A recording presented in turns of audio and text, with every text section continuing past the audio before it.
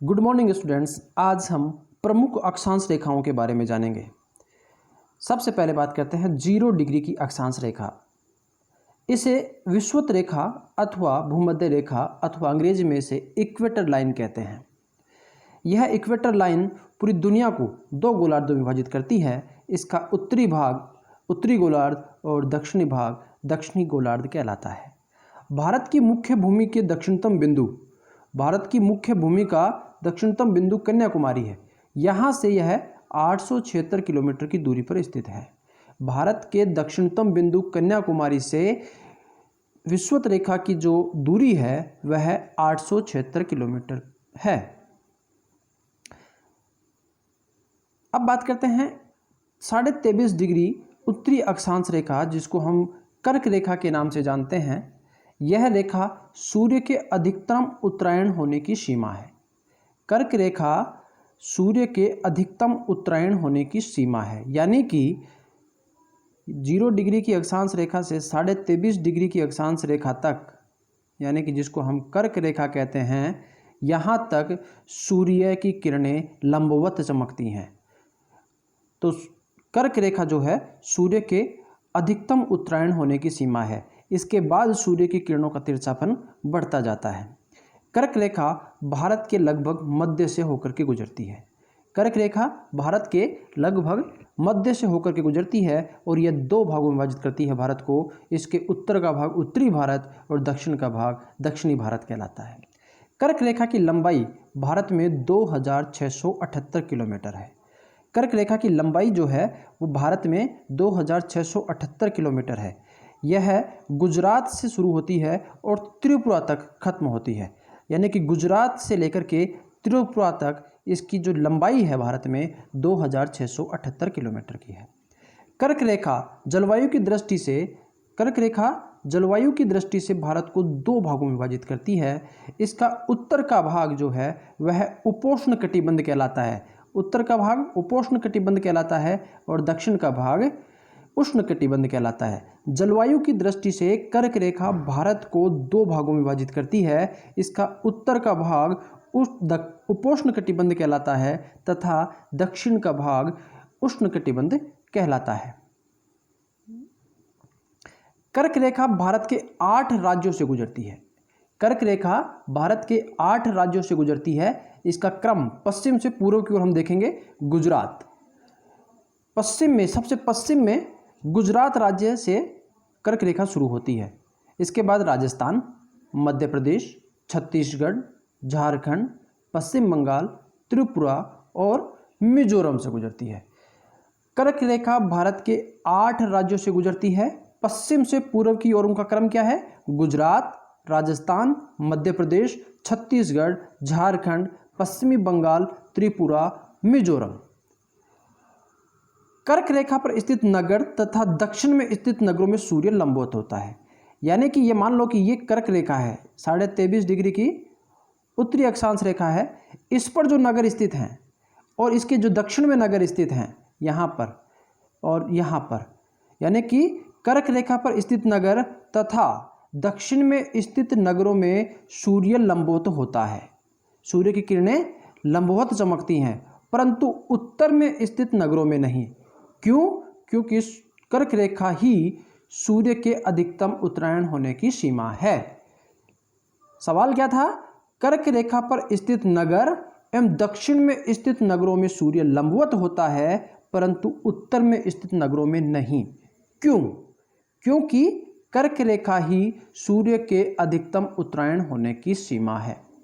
अब हम बात करते हैं कर्क रेखा पर प्रमुख नगर कौन कौन से हैं, महत्वपूर्ण नगर कौन कौन से हैं। सवाल पूछा जा सकता है इस प्रकार से भी कि कौन सा नगर कर्क रेखा पर स्थित है।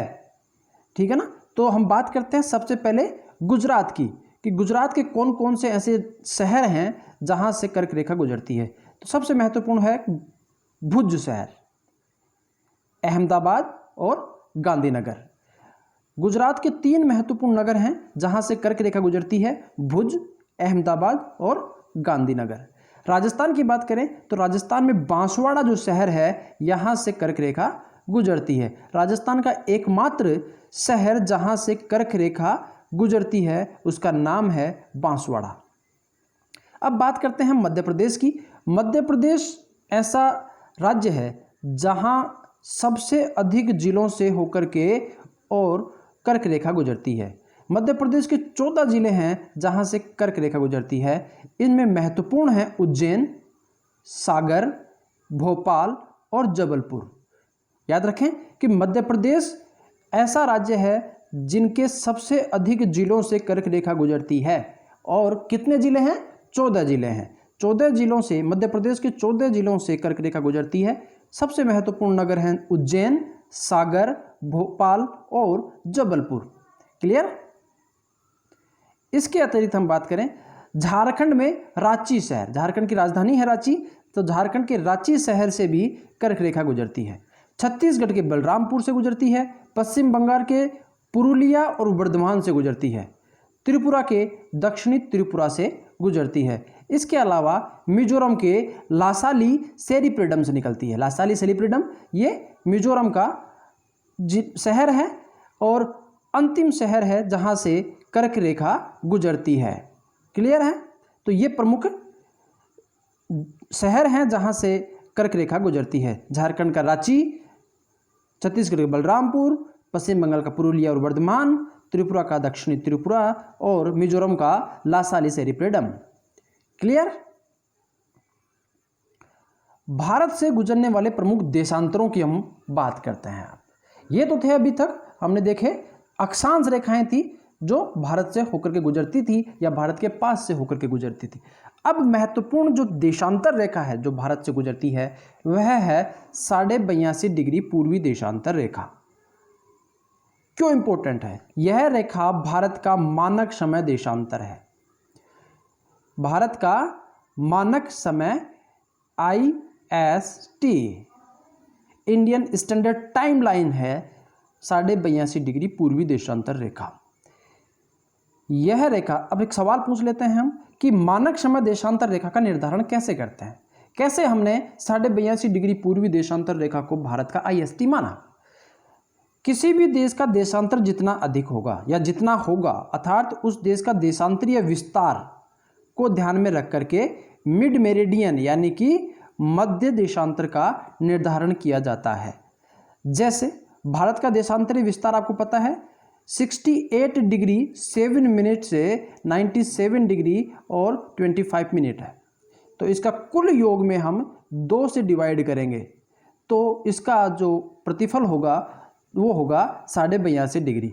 अतः भारत का मिड मेरिडियन क्या होगा?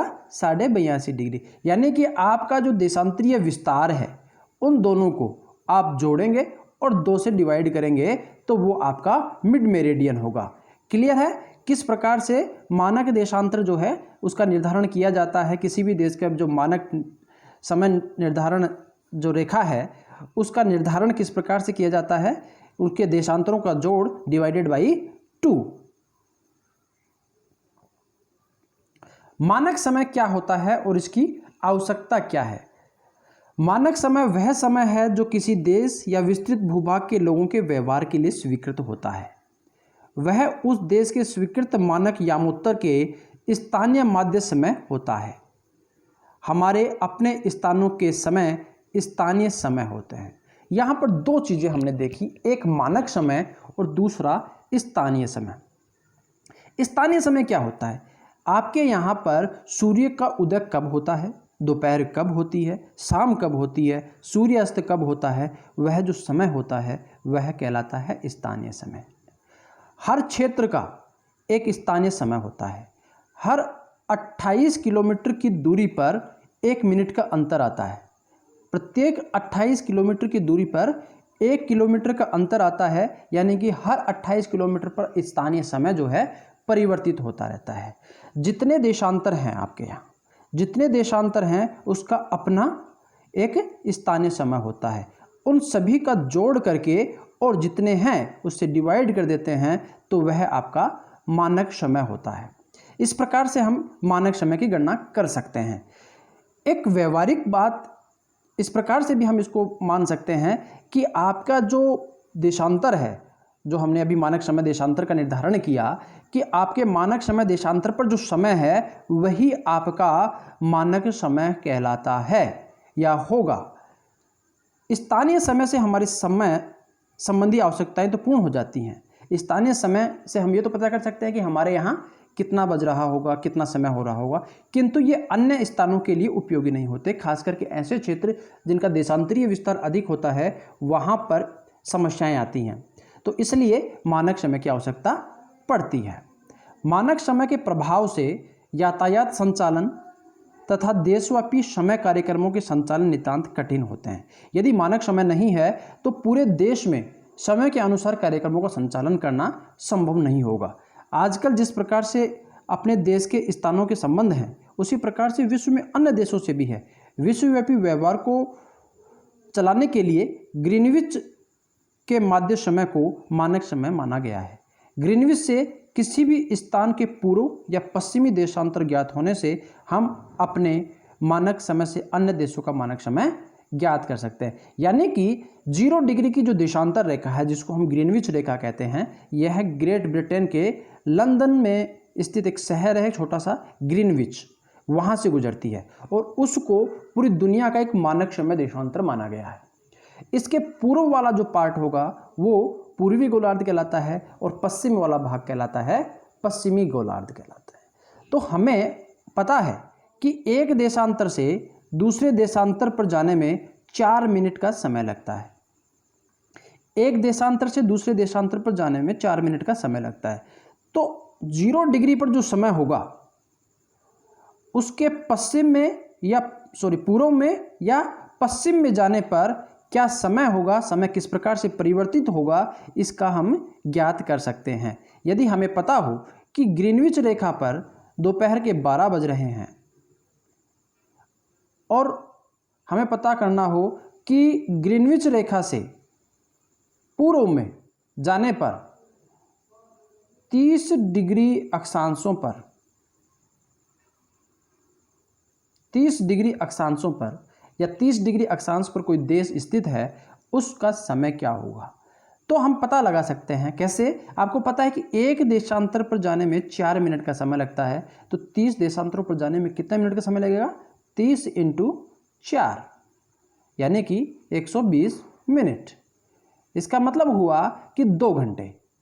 यानी कि ग्रीनविच पर यदि 12 बजे हुए हैं तो पूर्वी गोलार्ध में स्थित 30 डिग्री पर स्थित कोई देश है, 30 डिग्री पूर्वी गोलार्ध पर कोई देश स्थित है, उसका समय क्या होगा? तो दोपहर के 2 बज रहे होंगे।